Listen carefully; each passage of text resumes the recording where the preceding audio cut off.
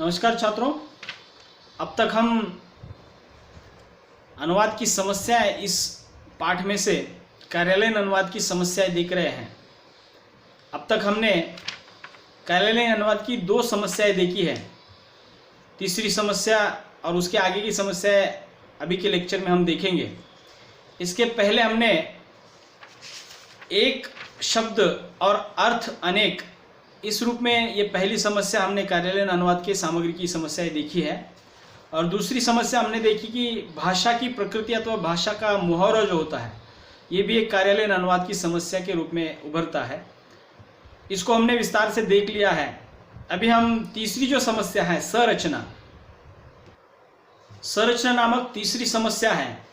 इसमें कार्यालयीन अनुवाद करते समय किस प्रकार ये संरचना समस्या बनकर सामने आती है, भाषा की जो संरचना होती है वो किस प्रकार कार्यालयीन सामग्री के अनुवाद में समस्या बनकर उभरती है, इसको थोड़ा सा हम विस्तार से देखेंगे। देखिए, कार्यालयीन अनुवाद में मूल सामग्री का भावार्थ महत्वपूर्ण होता है। मतलब उसमें जो मुख्य विषय लिखा गया है या मुख्य बात जो लिखी गई है वो ज़्यादा महत्वपूर्ण होती है। यह शाब्दिक अनुवाद भावार्थ को क्लिष्ट, दुरूह और बोझिल और उबाऊ बना देता है। मतलब कार्यालयीन अनुवाद में शब्द का एक ही अर्थ वहाँ पे ग्रहण करना होता है और उसी अर्थ वाला, एक ही अर्थ देने वाला शब्द वहाँ पे चुनना होता है। तो ऐसे समय में शब्द के बदले शब्द चुनने की प्रक्रिया में बहुत बार ऐसा होता है कि ये भावार्थ के कारण ये अनुवाद जो है क्लिष्ट बन जाता है, कभी कभार दुरूह बन जाता है, या कभी कभार बोझिल लगने लगता है, या फिर उबाऊ भी बन जाता है। तो ऐसे समय में अनुवादक को ये ध्यान रखना चाहिए कि मूल सामग्री के प्रत्येक शब्द को लक्ष्य भाषा में पर्याय खोजकर शब्दानुवाद के प्रति आग्रही न रहे।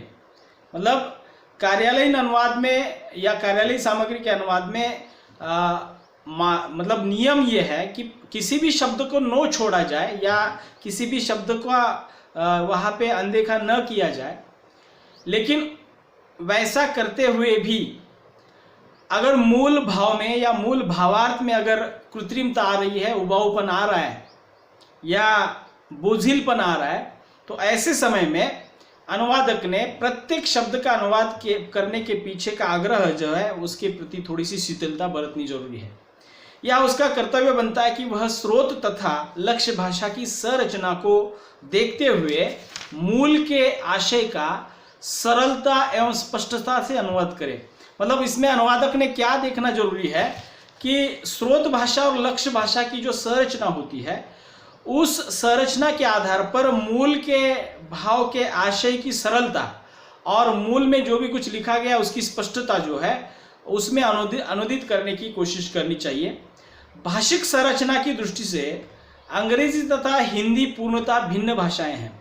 मतलब अंग्रेजी विशिष्ट संरचना के आधार पर काम करती है, उसकी व्याकरणिक संरचना अलग है। हिंदी की व्याकरणिक संरचना अलग है। हिंदी में वाक्य बनता है तो कर्ता कर्म क्रिया इस सूत्र के आधार पर बनता है। वही अंग्रेजी में वाक्य बनता है तो कर्ता क्रिया कर्म के आधार पर अंग्रेजी का वाक्य बनता है। तो ये संरचनागत भिन्नता जो है अनुवाद में या कार्यालयीन सामग्री के अनुवाद में समस्या किस प्रकार लाता है।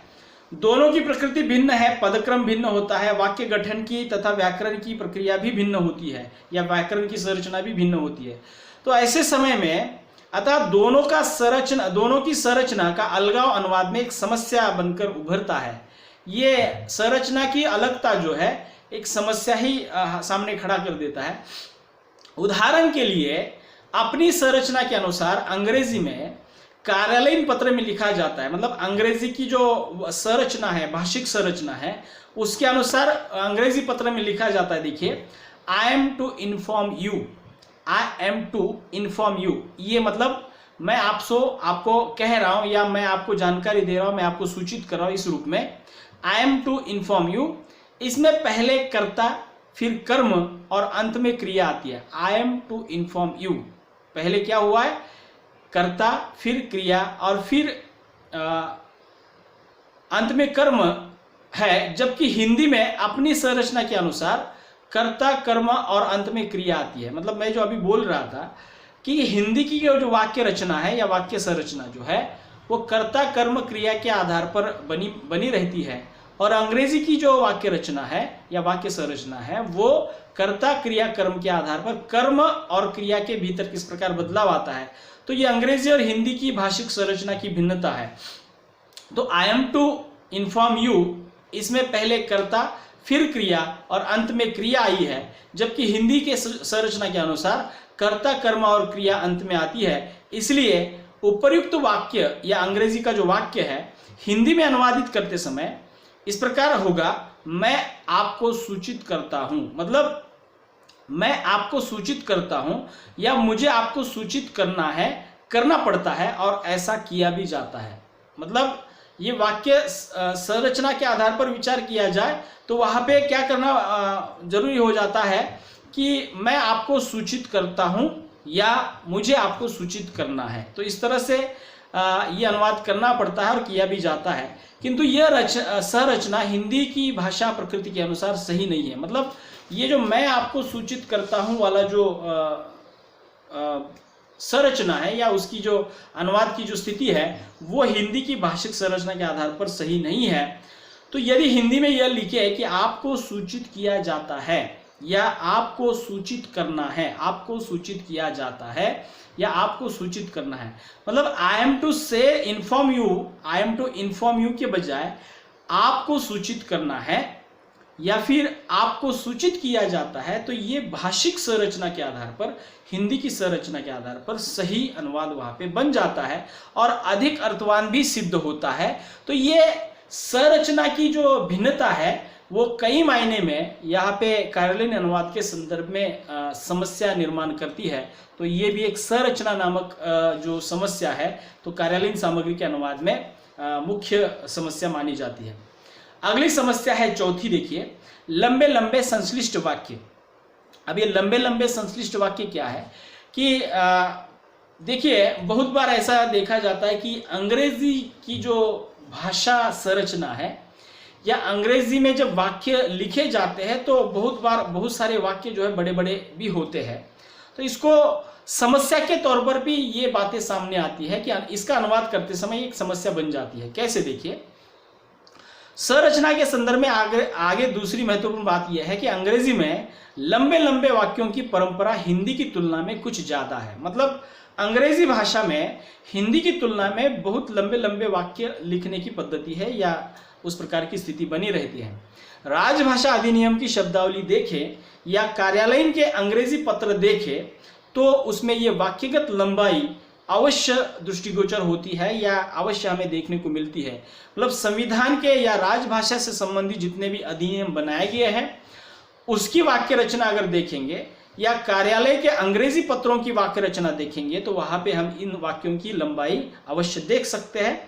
इनका हिंदी में अनुवाद करना या इन बड़े बड़े लंबे वाक्यों में अनुवाद करना जो है एक बहुत बड़ी समस्या है। कैसे, देखिए ऐसे अनुवादों पर अंग्रेजी भाषा की संरचना का प्रभाव स्पष्ट नजर आता है। मतलब इस प्रकार के सामग्री का अगर अनुवाद करना है तो अंग्रेजी की लंबे लंबे वाक्यों की जो संरचना है ये उसका परिणाम या उसका प्रभाव जो है हिंदी अनुवाद पर अपने आप वहां पे आ जाता है और अनुवाद की भाषा जो है उसके अनुरूप वहां पे बन जाती है। तो ये पता लगाने में देर नहीं लगती कि मतलब अपने आप वहां पे अंग्रेजी के लंबे वाक्यों का प्रभाव आने के कारण अनुदित पाठ किस मतलब मूल सामग्री है या अनुदित सामग्री है ये पता लगाना ज्यादा कठिन नहीं बनता। इसलिए ये मूल नहीं बल्कि अनुदित सामग्री है, अनुवाद की भाषा है, तो ये हम समझ पाते हैं। अतः यह होना चाहिए कि जहां आवश्यक हो लंबे वाक्यों को छोटे छोटे वाक्यों में अनुदित किया जाए जिससे कि अनुवाद स्पष्ट और सरल हो तथा हिंदी की संरचना के अनुसार सहज भी होना चाहिए। मतलब भले ही अंग्रेजी में लंबे लंबे वाक्य लिखने की पद्धति है या उस प्रकार की स्थिति बनी रहती है तो ऐसे समय अनुवादक ने इन लंबे लंबे वाक्यों को छोटे छोटे वाक्य में अनुवादित करते हुए उसे स्पष्ट और सरल बनाना चाहिए और साथ ही साथ ये हिंदी की संरचना के अनुसार भी ढालने चाहिए और ये जब ढालेंगे तभी वो सहज बन जाएंगे। इस संदर्भ में डॉक्टर भोलानाथ तिवारी क्या कहना चाहते हैं, देखिए अन्य सभी अनुवादों की तरह कार्यालयीन अनुवाद में भी हिंदी की प्रकृति के अनुरूप जहां अपेक्षित हो एक वाक्य को दो या अधिक वाक्य तथा दो या अधिक वाक्यों के एक वाक्य किए जा सकते हैं। मतलब जहां जहां मुमकिन है, जहां जहां जरूरी है, वहां पे एक वाक्य के दो या तीन वाक्य या दो या तीन वाक्य के एक वाक्य के रूप में भी अनुवाद किए जा सकते हैं। अंग्रेजी के लंबे लंबे वाक्यों की संरचना का उदाहरण हम देखेंगे और उसके आधार पर समझेंगे कि अनुवाद कौन सा सही होना जरूरी है और अनुदित पाठ की जो भाषा है उसकी संरचना के अनुसार, उसकी प्रकृति के अनुसार वहां पे अनुवाद जब होगा तभी वो सही बन जाएगा। एक उदाहरण देखेंगे, एक अंग्रेजी का उदाहरण है, अर्थात ये उदाहरण अंग्रेजी में लिखे गए कार्यालयीन पत्र का उदाहरण है और उसमें किस प्रकार लंबे लंबे वाक्य लिखे जाते हैं और ये लंबे लंबे वाक्य जो है अनुवाद करते समय किस प्रकार समस्या बन जाते हैं उसका उदाहरण देखिए। With reference to your letter number, with reference to your letter number dash dash dated dash dash on the subject above, I am to inform you that we are not interested to take membership of your society from 31st December 1997। अब देखिएगा कि ये बहुत ही सामान्य विषय है और इसको जो लिखा गया है ये उसकी लिखने की पद्धति फिर से एक बार मैं पढ़ता हूँ, आपको ध्यान दीजिएगा कि आगे इसका जब अनुवाद किया जाएगा या अंग्रेजी की लंबे लंबे वाक्य संरचना के आधार पर अगर अनुवाद होगा तो किस प्रकार होगा ये भी हम थोड़ा सा देखेंगे। तो पहले अंग्रेजी को फिर से एक बार देखेंगे। With reference to your letter number dash dash dated dash dash on the subject above, I am to inform you that we are not interested to take membership of your society from 31st December 1997। अब देखिएगा ये एक ही वाक्य में लिखा गया, ये एक अनुच्छेद है, पैराग्राफ है, समझ लीजिए। अब इसका अनुवाद जब इसकी लंबे लंबे वाक्यों के प्रभाव के अंतर्गत अगर अनुवाद होता है तो किस प्रकार अनुवाद होगा देखिए। आपके पत्र संख्या डैश डैश दिनांक डैश डैश उपरोक्त संदर्भित विषय में मुझे आपको सूचित करना है कि 31 दिसंबर 1997 से हम आपकी संस्था की सदस्यता लेने के इच्छुक नहीं हैं। अब वहां पे अनुवाद में क्या कहा जा रहा है कि हम 31 दिसंबर 1997 से आपके सोसाइटी के मेंबर होने के लिए हम इच्छुक नहीं है। तो अनुवाद लगभग उसी धरातल पर एक ही वाक्य में अनुवादित करने की कोशिश की गई है। क्या अनुवाद हुआ है देखिए। आपके पत्र संख्या डैश डैश दिनांक डैश डैश उपरोक्त संदर्भित विषय में मुझे आपको ये सूचित करना है कि 31 दिसंबर 1997 से हम आपकी संस्था की सदस्यता लेने की इच्छुक नहीं है। अब वहाँ पे गड़बड़ी क्या हुई है मैं थोड़ा सा इसको विश्लेषित कर देता हूँ। देखिए इसमें अनुवादक ने केवल शाब्दिक अनुवाद किया है, मतलब जो अनुवाद करता है उसने केवल वाक्यों में आए हुए शब्दों को ही प्रमुख आधार बनाकर अनुवाद किया है और शाब्दिक अनुवाद किया है और वह भी शिथिल तथा असंबद्ध वाक्य में। मतलब हिंदी की जो वाक्य संरचना है इसके अनुरूप ये अनुवाद नहीं बना है।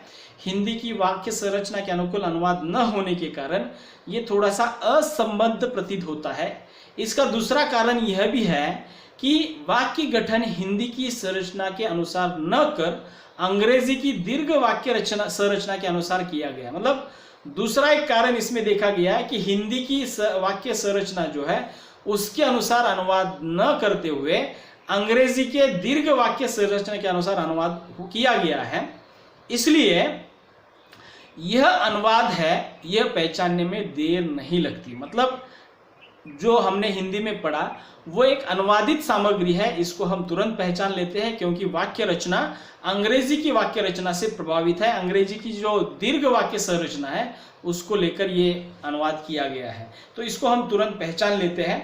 तो यदि हिंदी की संरचना के अनुसार अनुवाद करना हो तो किस तरह हो सकता है, इसका एक उदाहरण मैं बता देता हूं। तो देखिए हिंदी में क्या अनुवाद किया था, मतलब पहले अंग्रेजी से प्रभावित होकर और बाद में हिंदी की संरचना के अनुसार क्या अनुवाद होना चाहिए। मैं दो उदाहरण आपके सामने रखूंगा, मतलब जो अनुवाद किया है और क्या होना चाहिए इसको भी रखूंगा। देखिए फिर से एक बार दोहराता हूं। आपके पत्र संख्या डैश डैश दिनांक डैश डैश उपरोक्त संदर्भित विषय में मुझे आपको यह सूचित करना है कि 31 दिसंबर 1997 से हम आपकी संस्था की सदस्यता लेने के इच्छुक नहीं है। ये अंग्रेजी से प्रभावित हुआ अनुवाद है।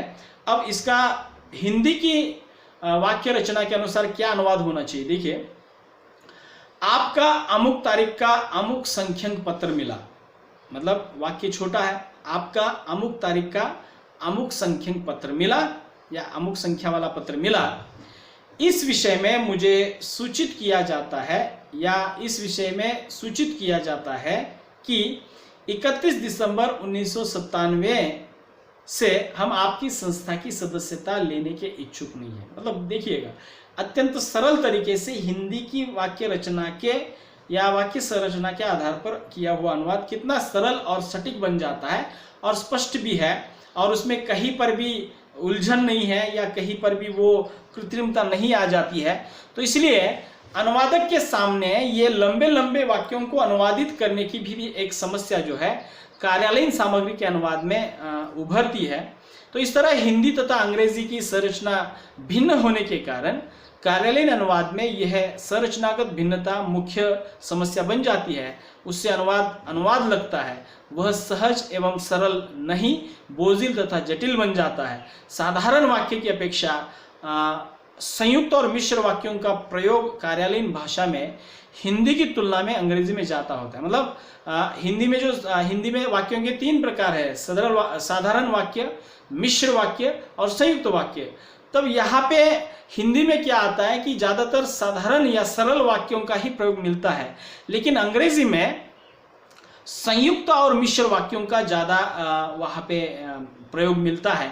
तो ऐसे लंबे और संश्लिष्ट वाक्यों का अनुवाद करने की समस्या जो है कार्यालयीन अनुवाद में वहाँ पे निर्माण होती है। तो इस तरह से ये लंबे लंबे संश्लिष्ट वाक्यों का अनुवाद, ये भी एक समस्या जो है कार्यालयीन सामग्री के अनुवाद के संदर्भ में उभरती है। तो इस तरह से मुझे लगता है कि आपको ये समझ में आया होगा।